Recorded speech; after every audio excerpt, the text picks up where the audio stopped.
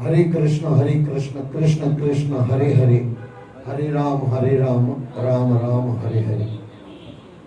सृष्टि के रचनाकार परमात्मा अकाल पुरख के चरणों में बारंबार मेरी नमस्कार। महाकाल के चरणों में बारंबार मेरी नमस्कार। सृष्टि के मालिक गुरु परंपरा, गुरु पद और सभी गुरुओं के चरणों में, यानी सृष्टि के मालिकों गुरुओं के चरणों में बारंबार मेरी नमस्कार। सभी माता पिता, सृष्टि के सभी माता पिता, आप सभी के माता पिता और सभी माता पिता के चरणों में बारंबार मेरी नमस्कार। और आप सभी के चरणों में बारंबार मेरी नमस्कार। और आप सभी को प्यार भरी सतनाम साखी, सतनाम साखी, सतनाम साखी। ईश्वर की और गुरुओं की परम असीम कृपा से और श्रीमद् भागवत महापुराण के परम असीम कृपा से हम सत्संग में जुड़ रहे हैं। और जुड़ने से पहले गुरुओं के चरणों में प्रार्थना करें, श्रीमद् भागवत महापुराण के चरणों में प्रार्थना करें, हम जीवन में सफल हैं, जीवन को सफल करें। इसी प्रार्थना के साथ सत्संग में प्रवेश करें। 10वां सिकंद और उसके अंदर 21वां अध्याय 21वां, श्री कृष्ण की वंशी की मधुर ध्वनि। श्री सुखदेव जी ने कहा, परीक्षित, भगवान श्री कृष्ण ने गौओं और ग्वालों बालों के साथ वन में प्रवेश किया। वन में भौरों की गुंजार और भांति भांति के पक्षियों का कलरव, नदियों और झरनों की कलकल तथा शीतल हवा के सुगंधित झोंकों ने मन में उल्लास भर दिया था। ऐसे में कन्हैया ने गौओं को चराते ग्वाल बालों के मध्य एक वृक्ष के नीचे बैठकर अपनी मुरली पर सुरीली तान छेड़ी। उनकी वंशी की वह ध्वनि भगवान के प्रति भक्तिमय प्रेम भाव को जगाने वाली थी। उस ध्वनि में मिलन की उत्कंठा थी और हृदय की प्रेम पीर थी। वंशी की मधुर तान को सुनकर सभी जैसे अपनी सुध बुध खोकर कृष्ण की ओर देखने लगे। व्रज की गोपियों के मन में अपने प्रिय कृष्ण के से मिलने की उत्कंठा जागृत हो गई। उनके हाथ जहां के तहां रुक गए, काम धाम छूट गया और वे बेसुध सी होकर मन ही मन में वन में श्री कृष्ण के निकट पहुंच गई। मन ही मन में वन में श्री कृष्ण के निकट पहुंच गई। श्री कृष्ण की बांसुरी के छिद्रों से मानो अमृत धारा बह निकली थी। परीक्षित, वंशी की यह ध्वनि जड़ चेतन सभी का मन चुरा लेने की क्षमता रखती है। गोपियों का तो कहना ही क्या है, वे तो जैसे कन्हैया की बांसुरी की मत वाली है। वे उसे सुनकर परस्पर बतियाती है, अरे बहन, हमें तो पता नहीं कि इन आंखों का क्या लाभ है। हम तो बस श्री कृष्ण को व्रज से जाते हुए और वन से वापस आते हुए उनकी बाकी चितवन की ओर गौओं को चराते हुए उनके होठों पर लगी बांसुरी को ही देखना चाहती है तथा अपने इन कानों से कृष्ण प्यारी की मधुर बातों को और बांसुरी की मधुर तान को ही सुनना चाहती है। दूसरी कहती है, अरे सखी, जब वे आम की नई कोपलें, मोर के पंख, फूलों के गुच्छे, रंग बिरंगे कमल और कुमुद की मालाएं धारण कर लेते हैं और अपने सांवरे शरीर पर पीतांबर धारण करते हैं तथा नीलांबर पहने बलराम जी के साथ व्रज में घूमते हैं, तब उनकी रूप माधुरी को देखकर मन चंचल हो जाता है। उनका तिरछी दृष्टि से हमारी ओर देखना हमारे दिल की धड़कन को बढ़ा देता है। जब वे ग्वाल बालों की गोष्ठी में बैठकर बांसुरी की मधुर तान छेड़ते हैं तो मन बेकाबू हो जाता है। जी चाहता है कि वे इसी प्रकार बांसुरी बजाते रहें और उनके चेहरे की रूप माधुरी को पीते हुए उन्हीं के पास बैठी रहे। तीसरी कहती है, अरे सखी, पता नहीं ये मुरली वाला पुनर्जन्म में ऐसी कौन सी साधना करके आया है कि सभी गोपियों का जीवन रस यह अकेला ही पी जा रहा है। ऐसा लगता है कि यह हमारी जान लेकर ही छोड़ेगा।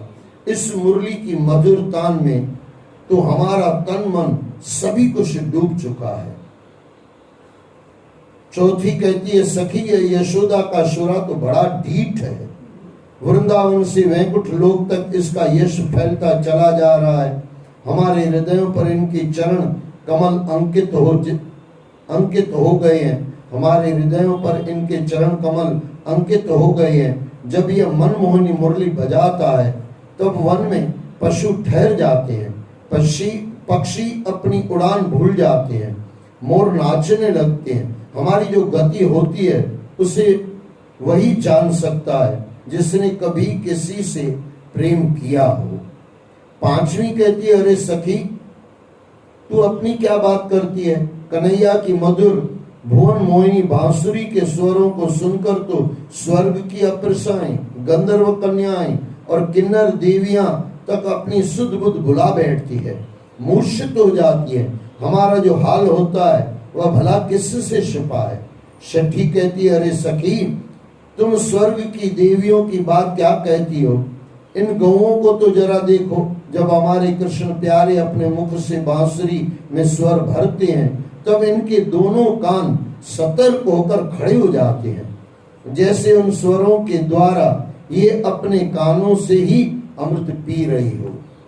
अपनी आंखों से अपनी प्रिय कृष्ण की रूप माधुरी को ये अपने हृदय में बसा लेती है और उनकी एक पुकार पर ही दौड़ी चली जाती है। इनकी आंखों से बहते इन प्रेमा अश्रुओं को जरा देखो और मुदित होकर इनके बछड़ों को उछलते कूदते निहारो। बंशी की धुन सुनकर ही वे गायें दूध देती है और बछड़े दूध पीने के लिए थनों से मुंह लगाते हैं। सातवीं कहती है, अरे सखी, गौएं और बछड़े तो हमारे घर के हैं, उनकी बात तो जाने दो। वृंदावन के पक्षियों को तुम नहीं देखती? ये पक्षी नहीं, पक्षियों के रूप में वृंदावन में बसे ऋषि मुनि हैं। वृंदावन के वृक्षों पर चुपचाप बैठे ये कैसे अपलक श्री कृष्ण के रूप को अपनी आंखों से पीते रहते हैं और कानों से उनके मधुर स्वरों को रसापान करते हैं। इस त्रिभुवन मोहिनी संगीत को सुनकर वे धन्य होते रहते हैं। आठवीं कहती है, अरे सखी, देवताओं, गौओं और पक्षियों की क्या बात करती हो? वे सभी तो चेतन प्राणी हैं। इन जड़ वृक्षों और नदियों को तो देखो। वृक्षों की झूमती डालियां और खड़खड़ करते पत्तों की बेचैनी और उल्लास को जरा देखो। इन नदियों में पड़ते भंवरों पर दृष्टिपात करो। इन सभी में कन्हैया से मिलने की आतुरता झलकती है। इन्होंने जब से उसकी वंशी की ध्वनि सुनी है तभी से इनका उन्माद दिखाई देने लगा है। भले ही ये अपनी वाणी से न बोल पाते हो पर इनकी बेचैनी साफ दिखाई पड़ती है। परीक्षित, मैं तुम्हें कन्हैया की जादू भरी वंशी के और क्या चमत्कार सुनाऊं। वृंदावन बिहारी श्री कृष्ण की ऐसी एक नहीं अनेक लीलाएं हैं। गोपियां प्रतिदिन आपस में इसी प्रकार उनका वर्णन करती है और तन्मय होकर कन्हैया के पीछे पीछे मतवाली होकर घूमती है। इनके भाग्य की सराहना भला किन शब्दों में की जा सकती है। यह गिरिराज गोवर्धन तो धन्य है जिसकी गोद में श्री कृष्ण और बलराम जी के चरण नित्य पड़ते हैं और उनके मधुर वचनों तथा उनकी वंशी की मधुर तान यहाँ सदैव गूंजती रहती है। क्या कहें भाई, कृष्ण की बांसुरी के भगवान की कृष्ण की बांसुरी, क्या कहें, कुछ शब्द नहीं है। हमारे जैसे दुष्ट आदमी उसके लिए कुछ कहें इतनी सामर्थ्य नहीं है। अच्छा, इतनी प्यारी क्यों है? ये भी सोचने वाली बात है। आपने कभी बंसी अगर देखी हो तो सबसे बड़े उसके अंदर कोई खासियत हो ना, अंदर खाली है, पोली है, कुछ है नहीं, कुछ नहीं है। इसके लिए प्रभु का उसके ऊपर प्यार है। अच्छा, वो जो 3-4 वो जो खाने बनाए जाते हैं, छिद्र बनाए जाते हैं, उसके अंदर से जो स्वर भगवान निकलवाता है, उसके बारे में क्या कहें। आप कहोगे हमारी कभी भगवान की बांसुरी सुनने की शक्ति हो सकती है, हो सकती है। एक है, अंदर से खाली हो जाए। और सलोक मैंने आपको काफी बार कहा है, चाह गई चिंता मिटी मनवा बेपरवाह, जिसको कुछ न चाहिए शाहों के शाह। एक बार अंदर चले जाओ और भगवान से थोड़ा प्रार्थना करो, बाबा वो माधुरी वाली, ये बंसी वाली थोड़ा आनंद हमें भी दे दो, करके देखो। लेकिन ये संसार की शुल्लक चीजों की वजह से हमारा जो अंदर का आनंद है वो जा, इतनी छोटी सी बांसुरी, बेजान सी बांसुरी में कृष्ण की जान है। तो ये इंसान के शेपुट में परमात्मा नहीं आ सकता है क्या? आ सकता, जरूर आ सकता है, लेकिन अंदर से खाली हो जाए। और ऐसे कहते हैं कितनी तपस्या है बांसुरी की, अपने अंदर छिद्र करवाए। अच्छा, उसमें छिद्र नहीं है, भगवान को बचाने की वजह से छिद्र किया हुआ है। हमारा छिद्र कैसा है? तुलसीदास बाबा ने मस्त कहा है, मोह कपट छल छिद्र न भावा, जान ले सो जानन हारा। पूरा करो। हाँ, मोह कपट छल छिद्र न भावा। वहां पे गुरु भगवान कहते हैं, तुलसीदास बाबा कहते हैं उनको छिद्र नहीं चाहिए, और यहाँ पे छिद्र है। लेकिन यहाँ पे छिद्र परमात्मा को पाने के लिए है, और वहां पे छिद्र संसार पाने के लिए है। दोनों में फर्क समझना। निर्मल मन जो मन पावा, निर्मल मन, निर्मल यानी क्या? निर्मल मन का मतलब होता है जिसको कुछ चाह नहीं है, कुछ चाह आ गई मन मेला। और हमारे गुरुओं में तो आता है मन मेला सब कुछ मेला। अगर आपके जीवन में मन मैला है ना, मन मैला यानी छल कपट छिद्र, इस संसार की बातों की वजह से है, संसार चाहिए इसकी वजह से छिद्र है, छल कपट है। बाबा तुलसीदास ने कहा नहीं पाएगा राम को, नहीं पाएगा भगवान कृष्ण को, नहीं पा सकोगे भगवान राम को। और यहाँ पे छिद्र भगवान को बचाने की वजह से है, भगवान की आवाज निकले इसकी वजह से है। बस इसी तरह अंदर अंदर हम चले जाएं परमात्मा से मिलने के लिए। सभी ग्रंथ कहते हैं ना, सब अंदर परमात्मा है, सब गट मेरो साइया, खाली गट कोई ना। एक बार पक्का करके अंदर अंदर चले जाएं ना, शांति मिल जाती है। और जो शांति है वही तो कृष्ण है। अब कृष्ण भगवान के बारे में तो क्या कहें भाई, जड़ चेतन की बातें जाने दे। अरे बुद्ध भगवान थे, आपने सुना होगा बुद्ध भगवान के बारे में। बुद्ध भगवान जिस वन से निकल जाते थे ना, शेर और बकरी एक साथ पानी पीते थे, इतनी उनकी औरा की शक्ति थी। और यहाँ पे तो कृष्ण वो औरा बाहर बिखेर रहे हैं अपनी बंसी से। कभी मौका मिले ना अंदर चले जाओ, संसार को छोड़ो। कई बार तो क्या होता है भाई, तो कल पगड़ियों का सत्संग, पगड़ी का सत्संग है, मैं अभी से डर रहा हूं कल क्या कहूंगा। 14 बरस, हाँ कारण है उसका, 14 बरस की बच्ची कल गुजर गई। 14 बरस, और समझो वाया मेरे थोड़ा दूर से ही मेरे परिवार नहीं है, मेरे भतीजे हैं, उसका साला है, उसकी बच्ची 14 बरस की। 14 बरस की बच्ची 11-12 बजे गुजर गई होगी। 7 दिन की दवा ली, दवा में से पता नहीं कुछ असर नहीं आया, कुछ फर्क नहीं पड़ा। अच्छा रिपोर्ट निकलवाई, रिपोर्टों में भी कुछ नहीं निकला। कल बेचारी बच्ची गुजर गई। गुजर तो गई, जिस डॉक्टर से दवा लेने गए थे, लेके आए थे, उसको बोला भाई सर्टिफिकेट दो, बोले मैं सूरत के बाहर बैठा हूँ। कोई सर्टिफिकेट देने वाला नहीं। अब जिसको भी बोलो भाई इसका सर्टिफिकेट दो, डॉक्टर को बोलो, बोले नहीं ऐसे हम नहीं दे सकते, सिविल ले जाओ। अब सिविल ले जाओ तो बिना कारण का पोस्टमार्टम होगा। अच्छा, जिस भी डॉक्टर को मैं फोन कर रहा था, मैं बोला सर आप देख तो लो ना, 1% भी आपको लगे कि कहीं गड़बड़ है तो चले जाना, अपनी फीस लेके चले जाना, और सही लगे तो फीस लेके और फिर सर्टिफिकेट देके निकल जाना, डेथ सर्टिफिकेट देके निकल जाना। अब यकीन नहीं करोगे, 11-12 की दौड़ से हम लोगों ने फिर शाम 5 साढ़े 5 बजे कोई परमात्मा का प्यारा डॉक्टर मिला, उसने आके देखा और वो सर्टिफिकेट दिया, तब वो लाश जलाई गई। क्या बोले भाई साहब, क्या संसार में हो रहा है। मुझे लगता है कभी कृष्ण के करीब गए नहीं होंगे ना डॉक्टर साहब, इसके लिए ऐसा उनका नेचर होगा। लेकिन कभी डॉक्टर के सामने, परमात्मा के सामने गया हो, सिर झुकाया हुआ होगा। 5 साढ़े 5 बजे तो हम सोचते रहे करेंगे क्या, तो वहां पे सिविल में चले जाए तो कम से कम 2 दिन दूसरे निकाल देंगे, और बिना कारण की पुलिस पीछे लगा देंगे। बच्ची घर की मर गई है, उसके पीछे फिर पुलिस दौड़ती रहेगी, क्या हुआ कैसे हुआ। अब यकीन नहीं करोगे, मैं उस घर में पूछ नहीं सकता था क्या हुआ, कैसे पूछो, बस इतना पता चला बच्ची गुजर गई। माँ को पूछो कैसे मरी, तो बेचारी तो रोते रोते ही पूरी हो जाएगी।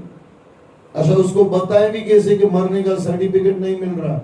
एक गजब है भाई, सामने आदमी मरा पड़ा है लेकिन सर्टिफिकेट देने की किसी की ताकत नहीं है। कहां किस दुनिया में हम जा रहे हैं, ऐसे लग रहा है आदमी चांद पे पहुंच गया और इंसानियत गटर में चली गई। वैसा इंसानियत गटर में चली गई। मैं काफी डॉक्टरों के जितने भी मेरे वाया वाया करके कांटेक्ट आए, 1-2 को मैं जानता हूं, मैं बोला आके देख तो लो। 1% भी आपको लगता है, आपको आप अपनी फीस लेके निकल जाना, बाय बाय टाटा। और मुझे पता था वहां आने के बाद उसको पता तो चलेगा, हमको दिख रहा है कि भाई कुछ नहीं है, सामने कुछ ऐसे ही मौत आ गई है, सीधी मौत है। थोड़ी इंसानियत होनी चाहिए, आपके आदमी में इंसानियत चली गई।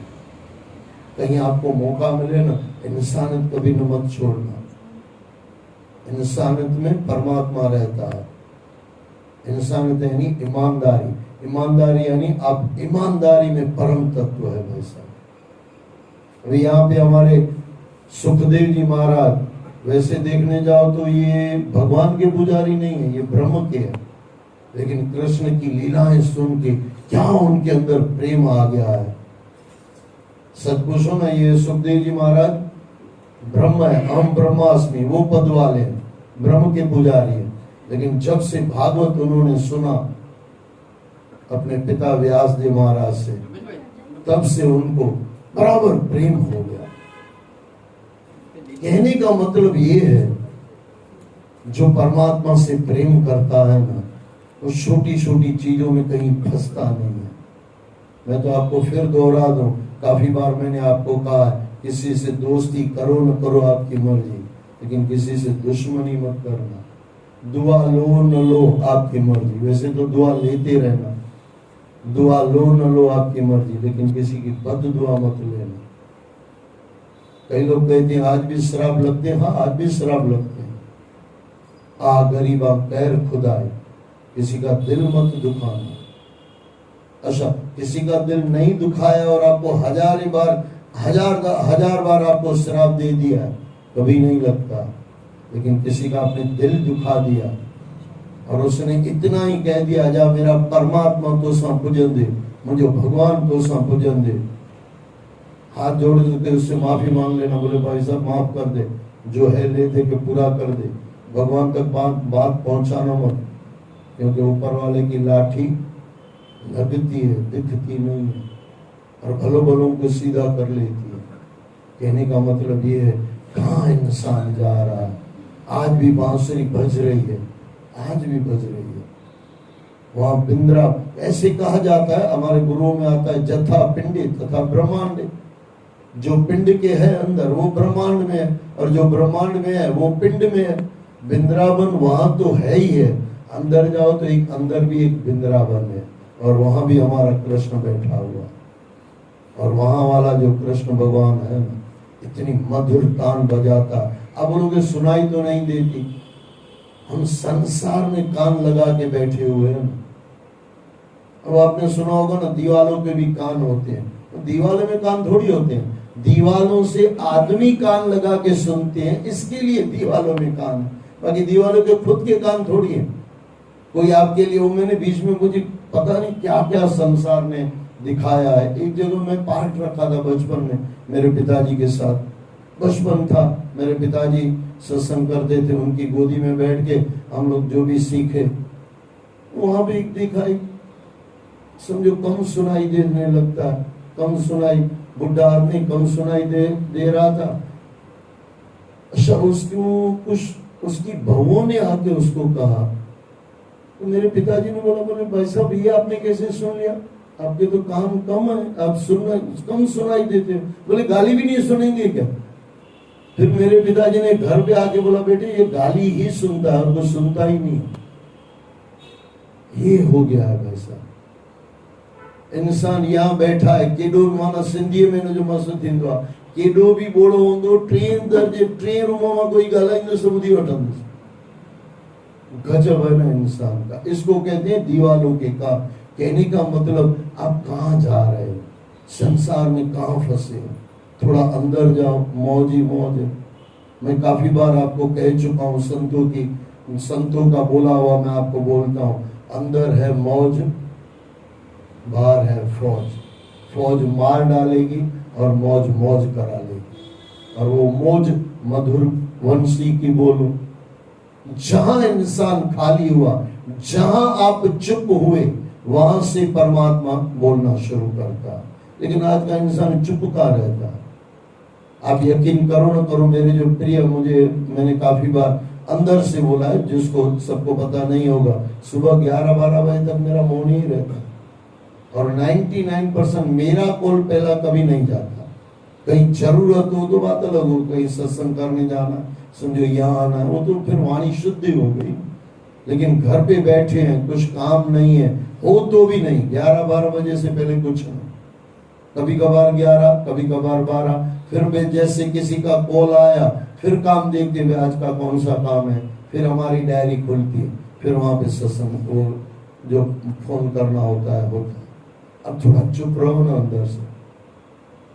अंदर से चुप रहोगे ना, परमात्मा बोलेगा। ये पक्की बात है। जहां इंसान ने अपनी डायरी बंद की, उसके बाद परमात्मा की डायरी शुरू हो जाती है।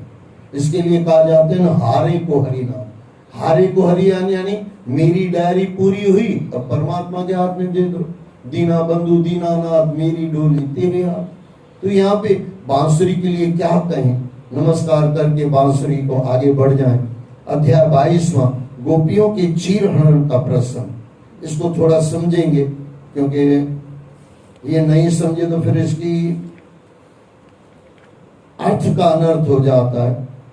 अध्याय 22वां, गोपियों के चीर हरण का प्रसंग। श्री सुखदेव जी ने कहा, परीक्षित, हेमंत ऋतु आने पर व्रज की कुमारी गोपियों ने कात्यायनी देवी की पूजा और व्रत करना प्रारंभ किया। वे कुमारियां सूर्योदय से पूर्व ही यमुना के जल में स्नान कर लेती। अच्छा, ऐसी करीब करीब जितने भी ग्रंथ देखे गए हैं, या जितने भी संतों महात्माओं के चरणों में आप बैठोगे, वो लोग संत महात्मा कहते हैं, सूर्य अस्त से पहले उठो, आपका कभी शरीर में रोग नहीं आएगा। 99% कभी रोग नहीं आएगा। सूर्य उदय से पहले, मैंने अस्त बोल दिया क्या?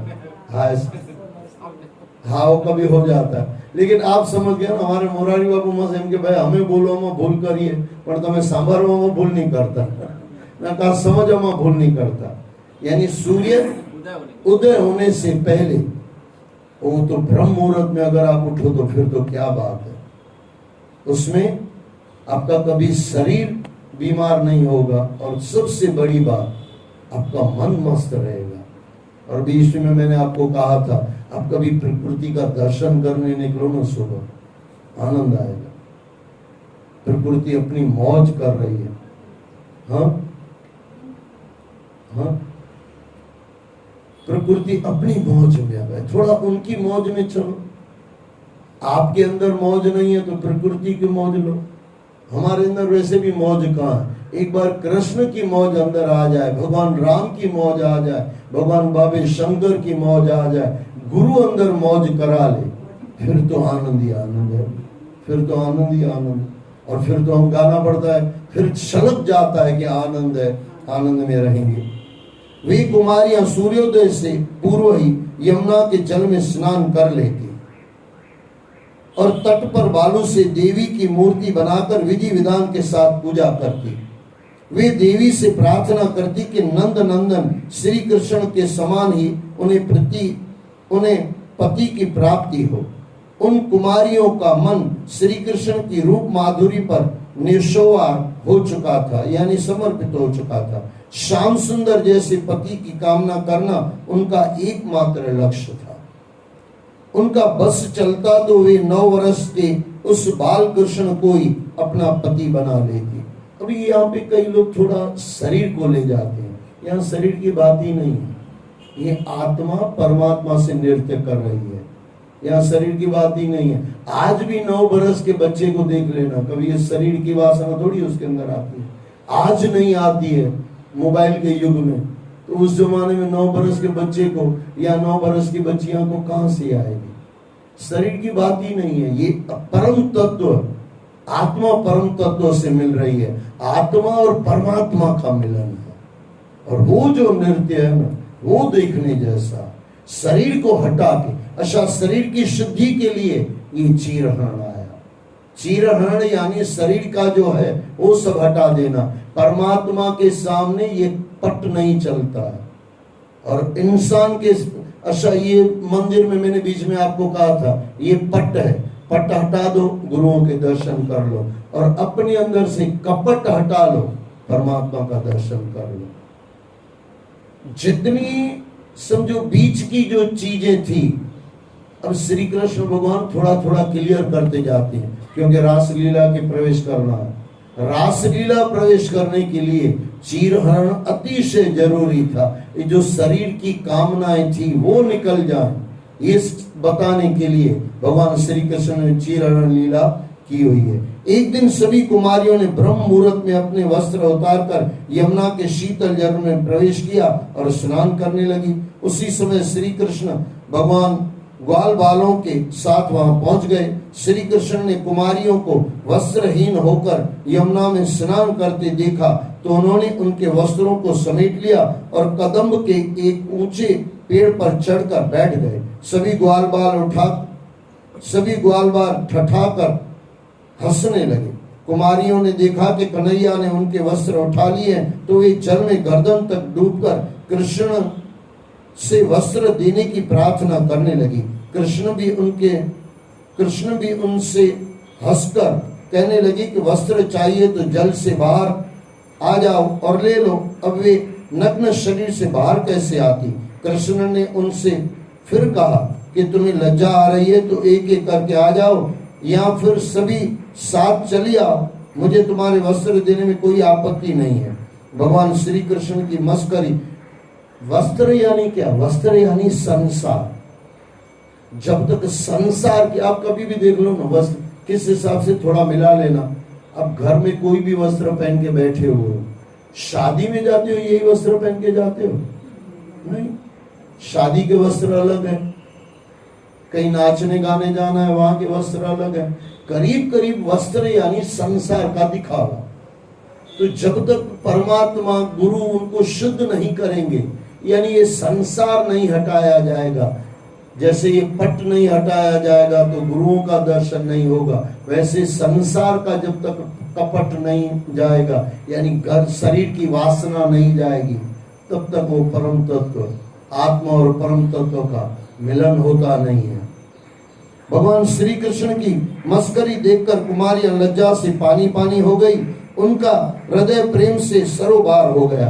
वे एक दूसरे की ओर देख देख कर मुस्कुराने लगी। जल से बाहर वे नहीं आई। उन्होंने श्री कृष्ण से कहा, प्यारे कान्हा, तुम ऐसी अनीति मत करो। हम जानती है कि तुम सारे व्रज के लाडले हो, हमारे भी तुम प्रिय हो।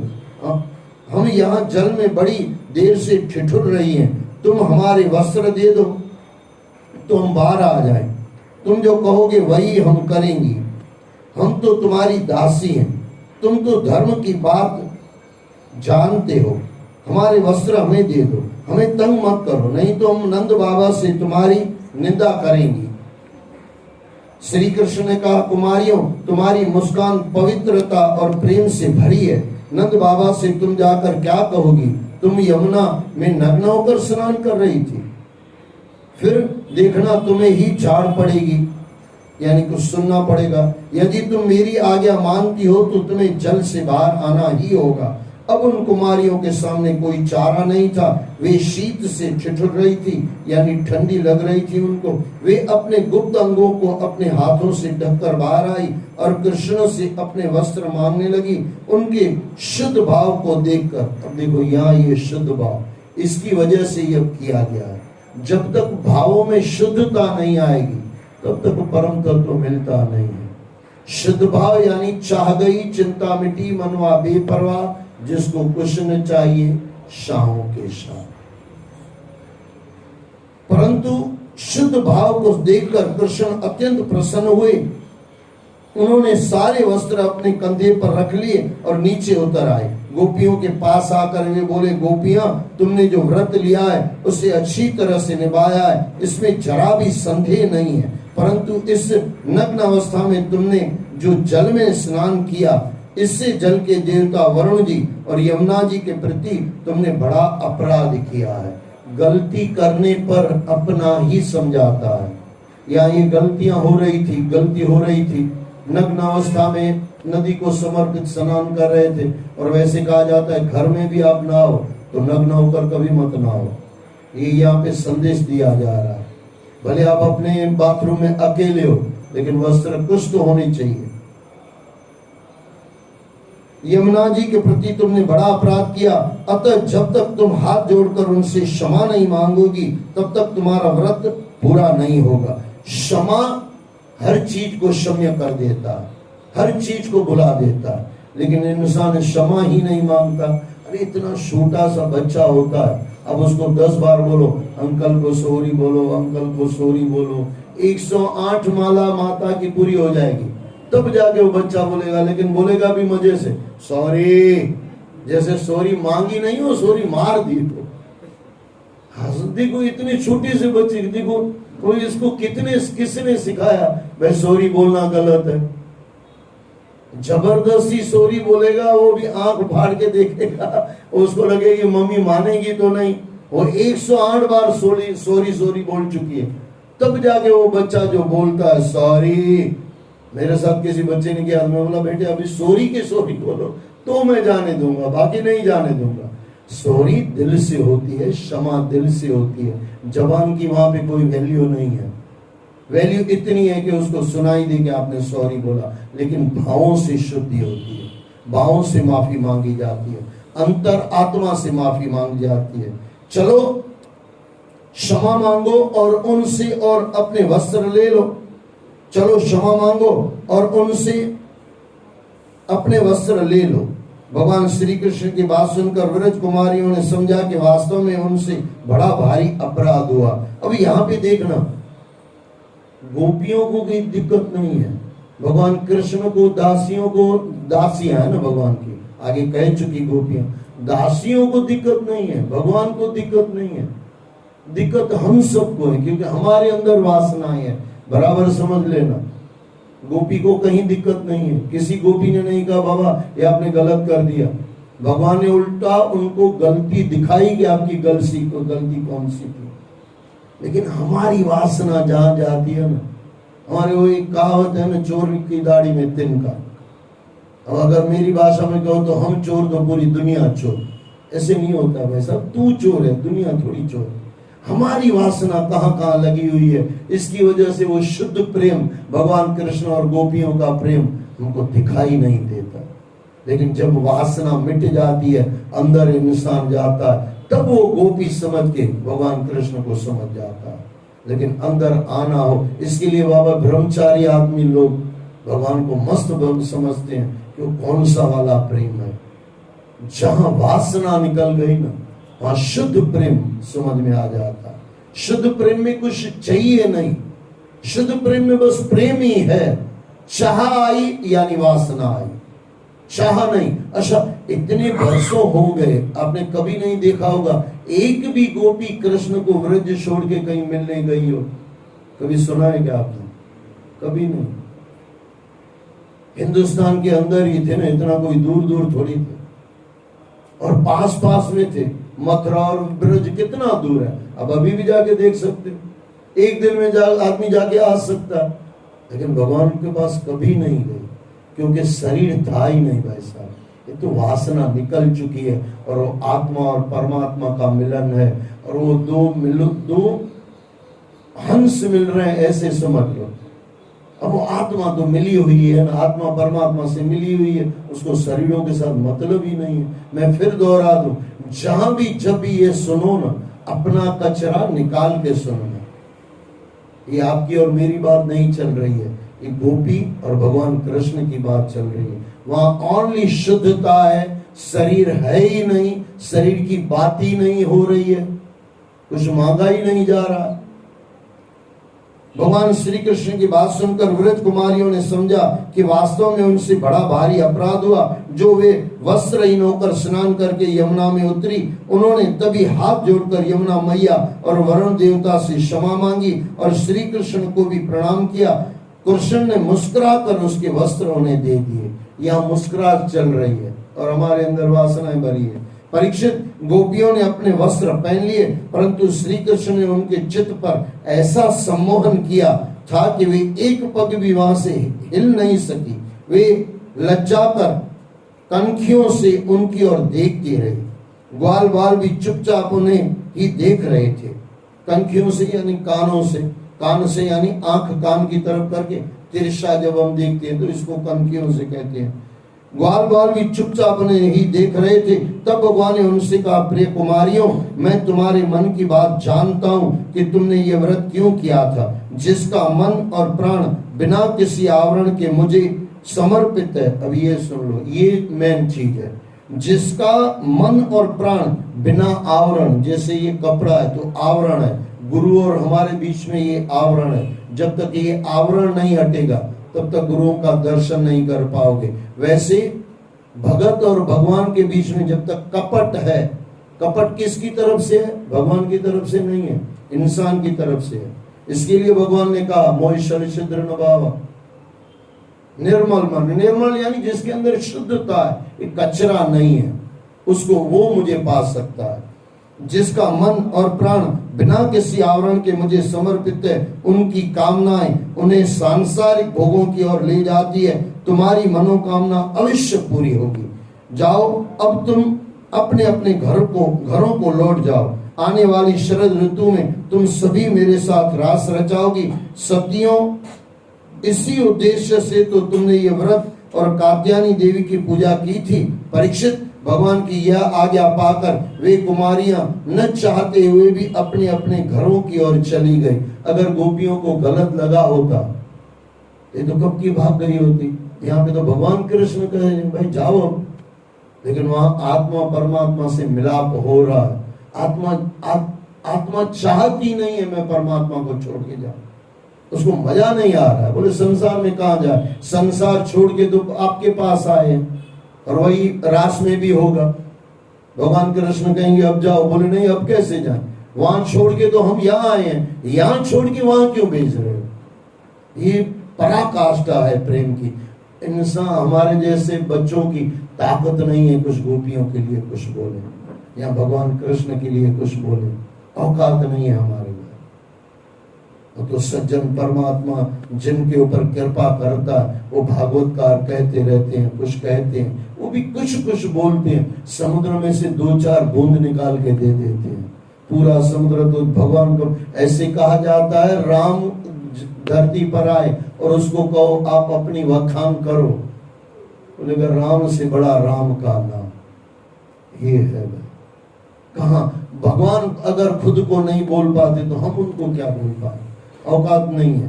परीक्षित, इसी प्रकार भगवान श्री कृष्ण, परीक्षित भगवान की यह आज्ञा पाकर वे कुमारियां न चाहते हुए भी अपने घरों को चली आई। चली गई। अब उनकी सारी कामनाएं जो पूर्ण हो गई थी। परीक्षित, इसी प्रकार भगवान श्री कृष्ण प्राय बलराम जी और ग्वालों के साथ वन में गौएं चराते हुए बहुत दूर निकल जाते थे। ग्रीष्म ऋतु थी, सूर्य की प्रखर किरणों से गात जला जा रहा था, यानी गर्मी पड़ रही थी। वे एक घने वृक्ष की छांव में खड़े हो गए और ग्वाल वालों से बोले, प्यारे सखाओं, देखो ये वृक्ष कितने भाग्यवान है, इनका सारा जीवन दूसरों की भलाई में व्यतीत होता है। ऐसे गायब कहा जाता है, बीच में याद बहुत आता है, लेकिन क्या करें, समय भी अपनी जगह दौड़ता रहता है। ऐसे कहा जाता है कि कोई राजा का आमों की वाड़ी थी, तो बाहर से किसी ने पत्थर मारा कि आम बाहर आ जाएगा, थोड़ा लगेगा और बाहर आ जाएगा। तो आम को तो नहीं लगा, राजा कुछ बगीचे के अंदर खड़ा था, तो पत्थर जाके राजा को लगा। राजा ने सिपाही भेजा, बोले पकड़ के लाओ। किसने किया? छोटा सा बच्चा था। बोले बेटे तुझे डर नहीं लगता? बोले बाबा मैंने आपको थोड़ी मारा था, मैंने तो मारा था आम को, मुझे आम मिलेगा। बोले बेटे आम तो तुझे देते हैं, और बोल तुझे क्या चाहिए? उसने मंत्रियों ने बोला ये क्या कर रहे हो बाबा, इसने आपको पत्थर मारा है, आपका लव अब यहाँ पे खून बह रहा। बोले एक वृक्ष अगर आम दे सकता है तो मैं तो देश का राजा हूं, इसको मैं पूरा राज्य दे दूं तो भी कम है। वृक्ष को पत्थर मारो तो आम देता। इंसान को अच्छी अच्छी बातें बताओ तो भी वो गाली ही देगा। कितना फर्क है भाई। और इसके लिए वृक्षों को संत कहा जाता है। कितने नंगे शरीर से, नंगा शरीर है ना, वृक्ष कौन से कपड़े पहनते, नंगा शरीर, संतों जैसे 24 घंटे तैयार है, आओ आओ जो भी ले जाओ, आओ जो भी ले जाओ। ये अगर इंसान इतना कर लेना, परमात्मा की अति हरि कृपा हो जाए। अति हरि कृपा किसके ऊपर होती है? आपको लगेगा मैं अटक रहा हूं क्योंकि मुझे समय वो साथ नहीं देता, इसके लिए वो मेरी वाणी इधर उधर हो जाती। करें क्या भाई साहब, समय है ना भाई, समय किसी का साथ नहीं देता। और कल तो मैं इतना समझ गया, 14 बरस की बच्ची को अगर समय साथ नहीं देता तो आपको और हमको कब परमात्मा ले जाए, इससे पहले परमात्मा की गोद में बैठ जाना, बस इतना कर लेना, आनंद आ जाए। प्यारे सखाओं, देखो ये वृक्ष कितने भाग्यवान है, इनका सारा जीवन दूसरों की भलाई में व्यतीत होता है। हवा, धूप, गर्मी, सर्दी, बरसात, ये सभी सहते हैं और पथिकों को आश्रय देते हैं। जाते जाते भी इंसान पत्थर मार के उसमें से कुछ खा लेता है, लेकिन वृक्ष को भी चिल्लाता नहीं है, क्योंकि उसका मुंह परमात्मा की तरफ रहता है। और इंसान का भी मुंह परमात्मा तरफ के हो जाए तो कोई पत्थर मारे तो दिखेगा ही नहीं कि पत्थर मारा। इसका जीवन कितना श्रेष्ठ है। इन वृक्षों ने सभी को कुछ न कुछ दिया है। आपको पता होगा, वृक्षों की वजह से तो हमारा आप जिंदा है। ये ऑक्सीजन आप कहां से ले रहे हो? आपको पता है तुलसी क्यों पूजी जाती है? 24 घंटे ऑक्सीजन देती है। पीपल क्यों पूजा जाता है? तुलसी भी, जो भी पूजने, अच्छा ये बेली पत्र जो चढ़े होते हो, बेल का पड़ जो बेली पत्र आता है, आपको पता है ये कितनी औषधियां वाली दवा, औषधियां भी है। और ये 24 घंटे, ये जितने पेड़, जहां तक मुझे पता है, मैंने संतों से सुना, पीपल और ये बड़ का पेड़, भगवान शंकर उसके नीचे बैठ के तपस्या करते हैं, और बेल जो बेल पत्र चढ़ाते हैं उसका, जितने पूज्य है ना, जिनको हम ज्यादा पूजते हैं ज्यादातर, वैसे तो हर वनस्पति को पूजना चाहिए क्योंकि वो ऑक्सीजन दे रही है, लेकिन ये 24 घंटे देते हैं, कभी भी वो गलत चीज नहीं देते। अच्छा पत्थर मारो तो खाने के लिए कुछ देते हैं। डायबिटीज हो जाए, 5 पत्ते रोज नीम के खा लो। आपको पता है ये ब्रह्मा का वास है नीम के अंदर, नीम के अंदर ब्रह्मा का वास है। 5 पत्ते रोज खाओ, कभी आपको डायबिटीज नहीं होगी। हर चीज क्या परमात्मा ने की है। कोई संत बोल रहे थे रोज सुबह उठ के 5 पत्ते तुलसी के टुकड़े करके मुंह में रख लो, वो खाना नहीं है, तो नीम के पत्ते खा सकते हो, निगल जाओ पानी से गोली जैसे, बोले आपके 9 ग्रह राजी हो जाएंगे एक तुलसी के 5 पत्तों से। आपको कभी लगे ना मेरा बच्चा इधर उधर हो रहा है, नहीं सुन रहा, उसको 5 पत्ते टुकड़े करके मुंह में रखो, ऊपर से बोले पानी से निकल जाओ, आपको 15 दिन में पता चल जाएगा मेरे बच्चे के अंदर बहुत कुछ अच्छाइयां आ गई। हवा, धूप, गर्मी, सर्दी, बरसात ये सभी सहते हैं और पथिकों को आश्रय देते हैं। इनका जीवन कितना श्रेष्ठ है। इन वृक्षों ने सभी को कुछ न कुछ दिया है, फल, फूल, पत्ते, डालियां, छाया, जड़, शाल, लकड़ी, गंध, गोंद, राख, कोयला, अंकुर और कोयलों तक ने लोगों की कामनाएं पूर्ण की है। अच्छा, वो कोयला जलाने के बाद वो बर्तन से, राख से हम लोग बर्तन मांजते थे, आजकल तो जमाना चला गया। खलास होने तक वृक्ष आपके साथ है, खलास हो जाए तब तक साथ में है। सब कुछ निकाल लो, राख हो जाए यानी जलने के बाद भी वो हमारे बर्तन साफ करके देता है। कितनी वनस्पति की हमारे ऊपर, कितनी परमात्मा गुरुओं की कृपा है, और उन्होंने जो ये वृक्ष दिए हुए हैं। मनुष्य जीवन की श्रेष्ठता इसी में है कि वे जो भी कर्म करें वे दूसरों की भलाई के लिए हो, न कि अपने स्वार्थ पूर्ति के लिए। ये वृक्षों को गुरु बना के इतना समझ लेना चाहिए कि हमको भी किसी का भला करना। राजन, ऐसा मनुष्य जीवन की श्रेष्ठता इसी में है कि जो भी कर्म करे वे दूसरों की भलाई के लिए हो, न कि अपने स्वार्थ की पूर्ति के लिए। राजन, ऐसा उद्देश्य वे समय समय पर ग्वाल बालों को देते हुए यमुना तट पर तथा वनों में घुमा करते थे। बोलो श्री कृष्ण भगवान की जय। अध्याय 22वां पूरा हुआ। बोलो सद्गुरुदेव भगवान की जय। जय जय श्री राधे, जय जय श्री राधे, जय जय श्री राधे।